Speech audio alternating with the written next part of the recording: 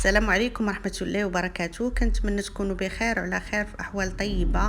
مرحبا بكم في قناة عالم مريم للطبخ والتجميل.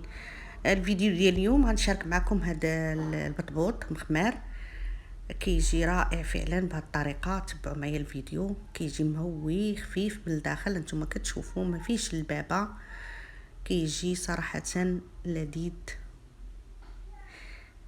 خديت جوج ليفات تاع الفورس ودرت ليهم ليفه واحده ديال الفينو وجوج معالق بودره الحليب ومعلقه ديال كبيره ديال الخميره الفوريه ومعلقه صغيره ديال الملح. صافي غادي نعجن بالماء بارد. غنعجنو بالماء بارد باش ما يخمرش لنا دغيا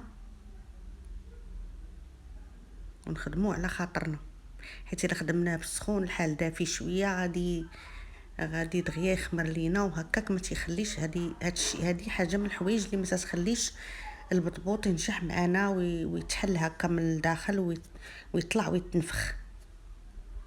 هذاك التوقيت ديال الخميره اولا تقدر تفوت الخميره بشويه صافي ما كتنجحش العمليه. صافي خديت العجينه، ما كنحاول في الاول ما نعطيهاش الماء مزيان، خصهاش تكون جاريه حتى كنبقى نزيدوا ليها بشويه بشويه بشويه. مهم هاد القضيه تاع كنبقاو نضيفوا الماء وحنا كنضيفوا الماء وحنا كندلكو. وما يمكنش ما يصدقش معك البطبوط الا درتيه هاد الطريقه في العجينه. الطريقه ديال العجين ديالو كدير فرق كبير في النجاح ديالو. تبعي معايا الفيديو وان شاء الله تجربيه ويجيك ناجح.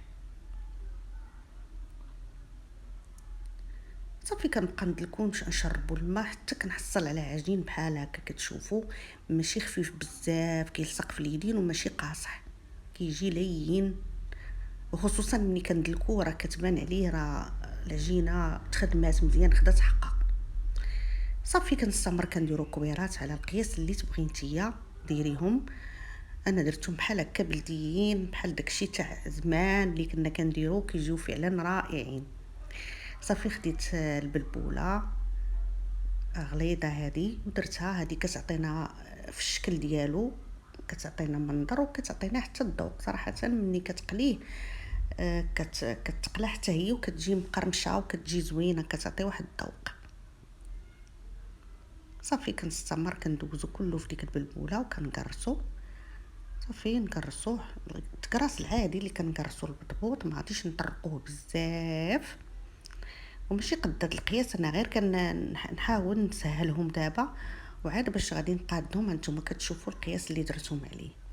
صافي كنحطها في المقله الزيت تكون سخونه وكنحاول نبقى نسقيها بحال هكايا ونقلبها.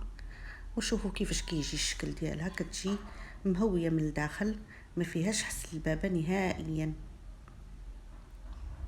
كنتمنى يعجبكم الفيديو ديالي، وإلا عجبكم ما تبخلوش عليا بلايك وبالاشتراك وشكرا لكم.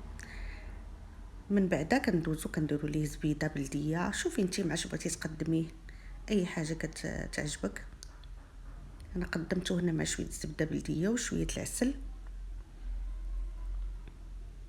وكيكون هذا هو الشكل النهائي ديالو. ماشي كويس تاع اتاي، كيجي فعلا رائع.